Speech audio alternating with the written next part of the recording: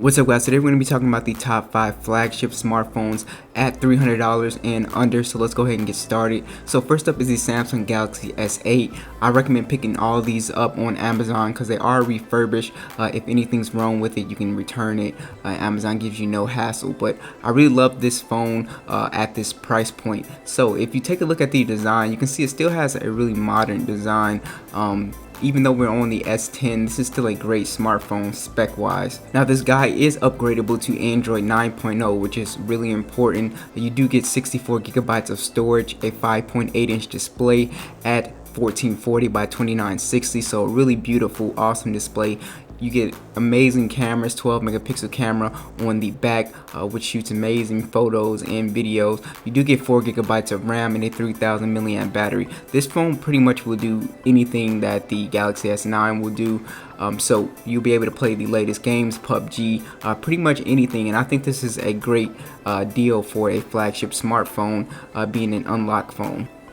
Next up is the Essential phone at $239. This deal is a steal, a really great deal for this refurbished smartphone. So it comes at 5.71 inches with the display 1312 by 2560. So beautiful, nice full screen display with the little cutout notch. You do get a really nice 13 megapixel camera, 4 gigabytes of RAM with that Snapdragon 835, and a 3040 milliamp battery. So this is a really great, awesome phone as well, and it is upgradable to Android 9.0. You do get lots of storage. There's no SD card slot, but the design on here is really beautiful.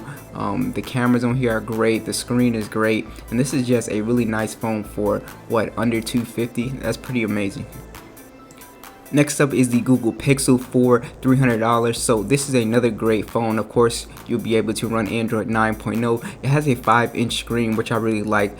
Personally, this is one I would go for just because you don't have a massive screen that you have to use two hands with. It does have a full 1080p display, a 12 megapixel camera, and we all know with the Pixel camera, you're getting the best camera in the smartphone game. Of course, it's not going to be as good as the Pixel 3, but this is if you want a great camera for Snapchat, or you just love taking really high quality photos, especially in the dark, this is going to be the camera for you. So it does have 4 gigabytes of RAM in the Snapdragon 835, so you will be able to play the latest games like PUBG, etc. You do have a 2700 milliamp battery, which is great. So at this price point, I think this is a really good deal. So next we have the iPhone 7. So yeah, you could get the iPhone 6 for a little bit cheaper, for around 200 bucks, but I would recommend just getting the 7 just to be a little future proof.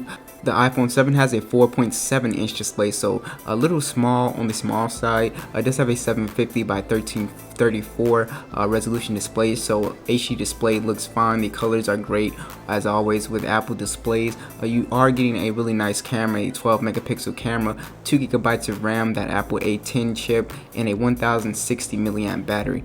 So why I put this in instead of the iPhone 6 is because I think this is going to get the next version of iOS, and I'm not sure about the 6S or the 6, and so this will make you future proof. And if you want to get into the Apple ecosystem, I think this is definitely the way to go without dropping a whole lot of cash. So if you love LG phones, I think the LG V30 will be great, coming in at $239. Now this has a 6-inch display, so the display is pretty big, so if you're into big displays, this will be great for you. You have a 1440 by 2880 resolution display, so beautiful display at 16 megapixel camera, the Snapdragon 835, and 4 gigabytes of RAM. Now you do have a 3300 milliamp battery, which is going to get you plenty of battery life. So I really like the design. It's very modern. You got dual cameras on the back, which is pretty sweet, and overall this is a great phone. So if they get Android 9.0 with this phone, which I kind of doubt, it would be even better, but it's still a really great phone. So thanks for watching, and I'll catch you guys